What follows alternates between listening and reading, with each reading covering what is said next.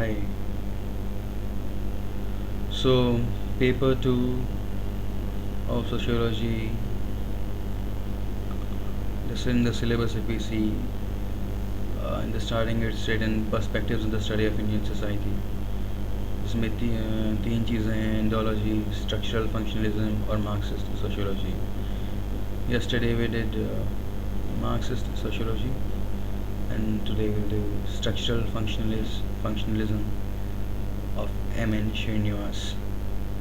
And this is part of perspectives on the study of Indian society. So, to begin with, M.N. Srinivas has written so much about Indian society that even a brief outlook of it is almost impossible in 15-20 minutes. We'll just have a very quick view of his approach.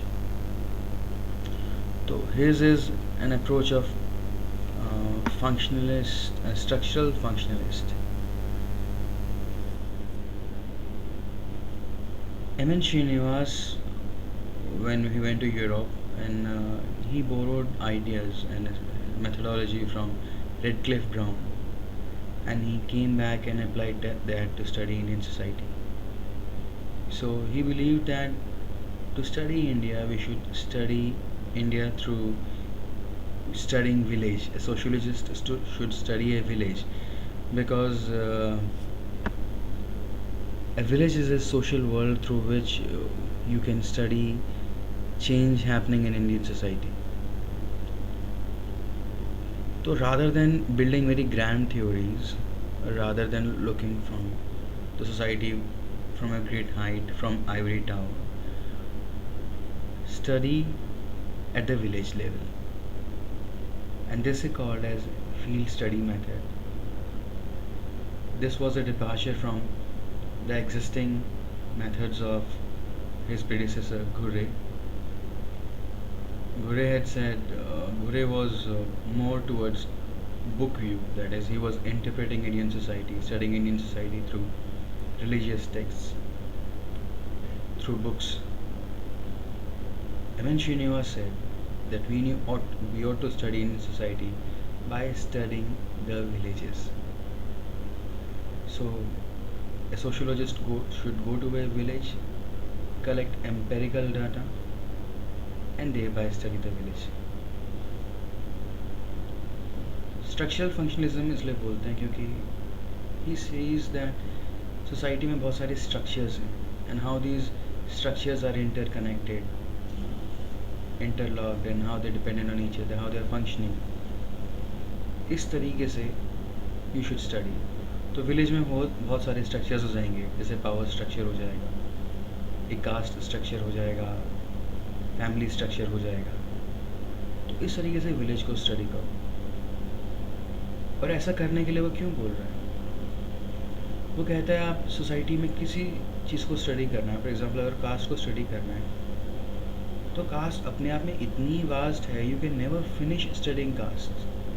क्योंकि India में 1, 2, 3, 4 caste नहीं है, there are thousands and thousands, 30-40 हज़ार caste हैं, 30-40,000 caste are there. So it's not practically possible to study each and every caste. But what it is possible is कि आप एक local level पर, एक छोटे लेवल पर आओ, एक विलेज को उठाओ, उस विलेज के अंदर क्या क्या हो रहा है उसे स्टडी करो. M.N. Srinivas learned this technique of how to study small societies from Redcliffe Brown. Other thing M.N. Srinivas used to say that don't bring unnecessary technical jargon in sociology. Keep it simple and study those phenomena which are related to the daily lives of people. इसीलिए he is said to be a common man sociologist.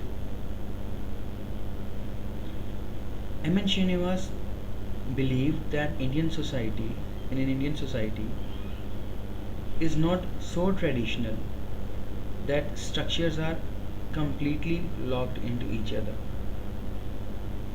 and neither it is so modern that structures are well defined and working separately. So he follows the structural functionalist approach, not of Talcott Parson, but of British school of British Redcliffe Brown.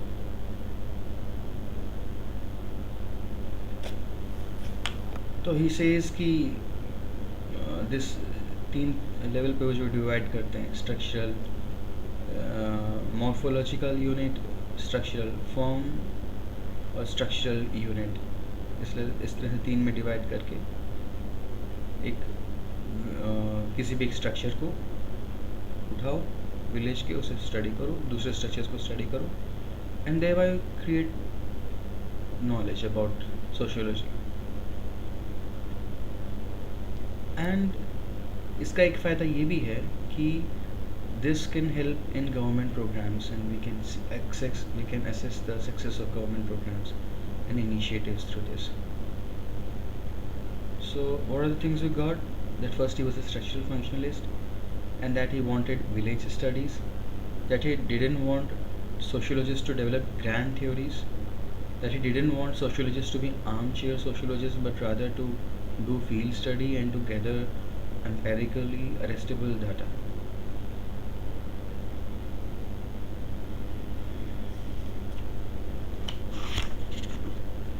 And thereafter, M.N. Srinivas has started and given us various key terms, and he has studied caste और उसकी caste पे जो उसकी studies हैं, it's very relevant and very important for us. और तो caste से related what he says कि first of all, caste is not so rigid as the other Westerners think. There is some dynamic aspect in caste also. Second, caste is not same as Varna. There is a huge difference between the two.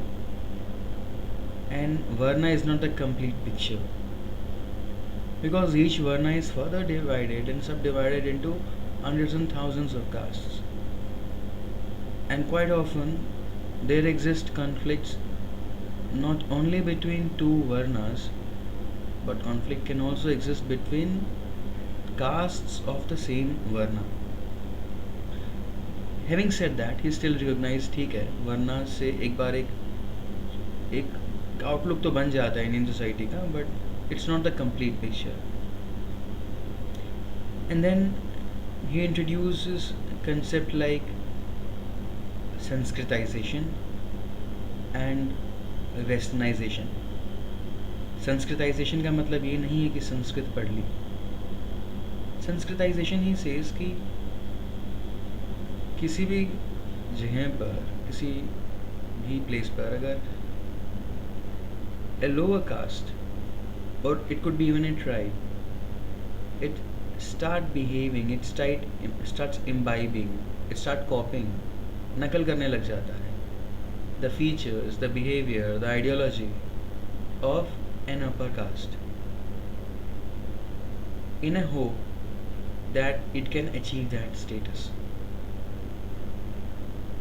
That is, it will demand a higher ritual status. It will demand a higher status. तो जैसे he gives examples of the society, the villages he studied in Kur, जहाँ पे ऐसा हुआ. And he says कि ज़रूरी नहीं है कि सबसे टॉप पे ब्राह्मण हैं तो ब्राह्मण्स को ही कॉपी किया जाएगा. ब्राह्मण्स का थोड़ा एस्थेटिक लाइफ होती है, इतना मज़ा कहाँ आएगा लोगों को जीकर वैसी लाइफ. क्षत्रियों को थोड़ा और उनकी थोड़ी रॉयल लाइफ को कॉपी करना लोग प्रेफर करते हैं. तो basically one is trying to move up the ladder of caste hierarchy. So one could copy either Brahmins, or one could copy either Kshatriyas, or one could copy like even Shudras. For example, जो tribes होंगे which are outside the caste system, outside the Hindu society, they may try to copy Shudras, and they may try so that they can get entry into the caste society. So through Sanskritization, he is trying to explain that there exists some amount of mobility. Sensitization वैसे detail में it would be taken separately, लेकिन फिर भी दो तीन features sensitisation के, जैसे sensitisation is not an individual phenomena.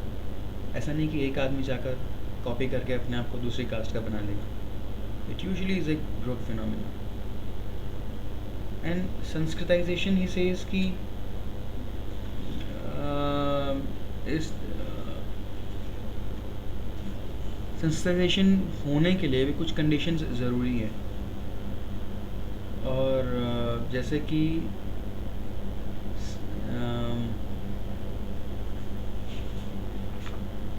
Sanskritisation में दे शुड जो जो जो लोअर कास्ट अपर कास्ट बनने की कोशिश कर रही है, it should not have some other medium for escaping the system. That is the system has to be closed. जब उसके पास कोई और चारा नहीं होगा अपना इम्प्रूव करने के लिए, तब वो करेगी. Sanskritisation is not change of structure, it's just change of culture. और अगर अपर कास्ट की तरफ से एक कलेक्टिव ऑर्गेनाइज्ड ऑपोजिशन होगा तो भी संस्कृताइजेशन मुश्किल हो जाएगा, और शायद नहीं हो पाएगा पॉसिबल. और ऐसा होता भी है कि बहुत बार कोई कास्ट ऊपर जाने की कोशिश करती है, मगर upper caste they don't allow it, उसे वापस वहीं पे नीचे धकेल देते हैं. Then M N Srinivas gives the concept of westernization, and this concept is to introduce the changes which to study the changes which were introduced by the British rule of 150 years. Britishers के आने पर जो changes हुए, and those changes were like in technology, those changes were in institutions, those changes were in values. तो Sanskritisation एक with in the system develop होता है, और ये जो वेस्टर्नाइजेशन है इट्स हेट्रोजेनिक. दैट इज़ ये बाहर से इम्पोज्ड हो रहा है, बाहर से इनिशिएट हो रहा है. इट्स नॉट, शुडंट से इम्पोज, बट बाहर से इनिशिएट हो रहा है.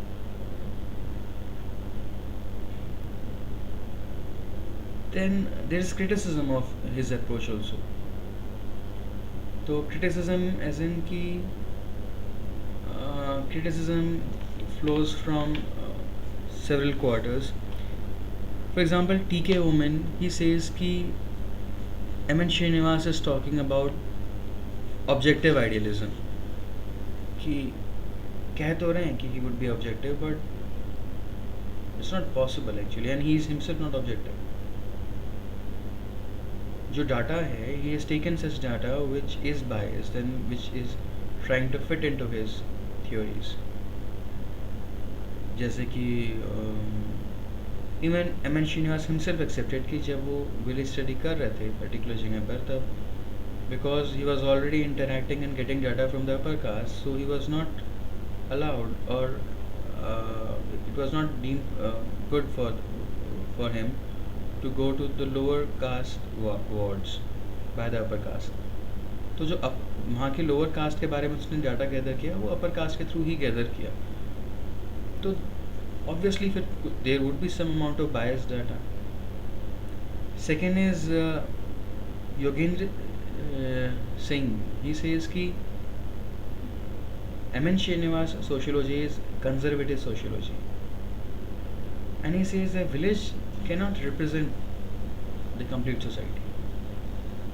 What could be happening in, or what could be working out in one particular village may not be working out in some other village.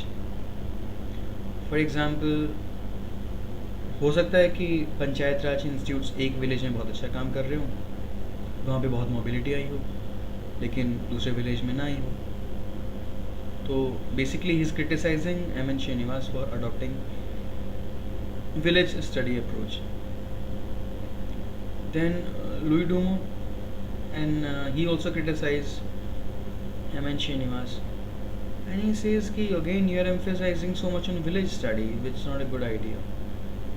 वो कहता है village has no life of its own. Village कोई बाहर से थोड़ी ना आया है. तो कुछ चीज़ें ऐसी हैं जो पूरी कंट्री में फैली नहीं हैं. So we should study society by studying those things. जैसे कि कास्ट सिस्टम, या जैसे कि idea of purity and impurity, pollution. ये इम्प्योर चीज़ है, ये इम्प्योर कास्ट है, या ये प्योर है, या फिर ये this work is leading towards purity, this is leading to purity. ये जो कंसेप्ट है इंडियन सोसाइटी का, ये पूरी जगह फैला हुआ है, सैल्यूट में बोलते हैं. And so we should study Indian society by studying these things.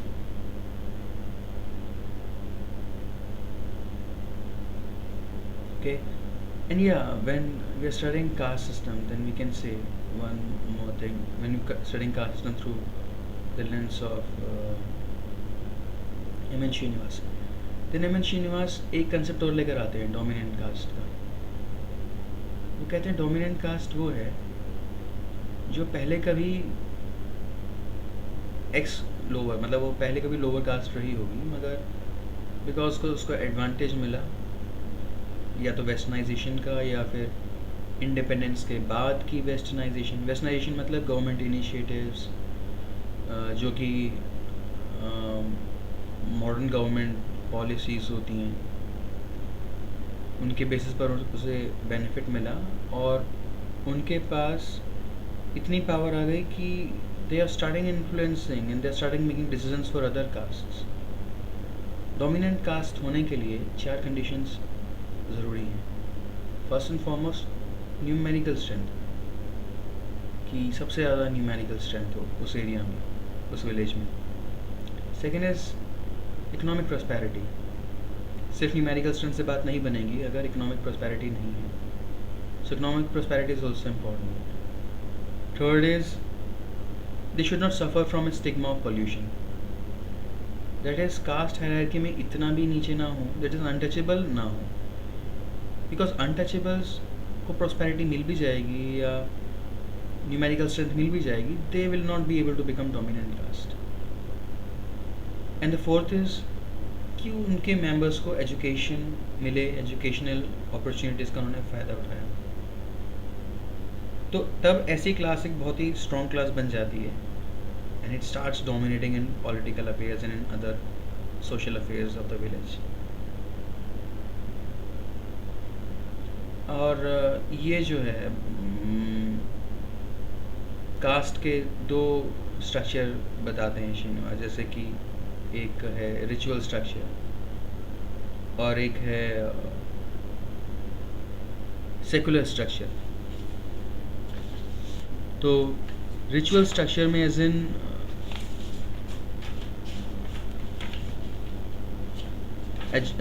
Ritual structure में उनका बर्थ, उनकी ड्रेस, उनकी लैंग्वेज, किसी भी कास्ट की, these things will come in ritual structure. And secular structure में like education और wealth और the political power they have. तो यूजुअली जब कोई caste higher ritual status demand करती है, तो पहले उसके पास थोड़ा सा एक सेकुलर स्ट्रक्चर में भी उसकी हाइट होनी चाहिए, उसको सेकुलर स्ट्रक्चर भी उसका स्ट्रॉन्ग होना चाहिए. मतलब उसके पास वो इन पैरामीटर्स में, इन जगहों पे, एजुकेशन में, इकोनॉमी में, यहाँ भी अच्छा परफॉर्म कर रहा होगा, तो it would be able to demand a high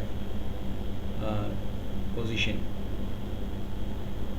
Well, these things should be taken again in detail, because these concepts of Sanskritization, Westernization, dominant class in itself it needs a lot of other examples to enumerate, and there are a lot of other things to say, but this was basically a brief overview of how M.N. Srinivas says that Indian society should be studied, and how he concludes his studies about Indian society. That is, he says go to villages, study Indian society by studying the villages, and don't study through book view, but do field study, and then don't develop grand theories like Marxists develop. And the Sanskritization theory of M.N. Srinivas, it's said to be a middle length theory. Middle lens theory उसे कहा जाता है, जैसे कि मर्टन्स की theory होती थी. और श्रीनिवास कास्ट के बारे में ही कंक्लूड करते हैं कि caste is not as rigid as it's perceived by the Westerners. There is some amount of mobility. In fact, to M.N. Srinivas in 1990s, he gave few lectures and articles जिसमें उन्होंने he said his last lecture was obituary to caste, जिसमें he says that caste comes in where there is need, and when the society does not need caste, then the society is not a caste centric society. And then he says कि 20th century में those castes come together which are ideologically opposed to each other, for example for capturing political power.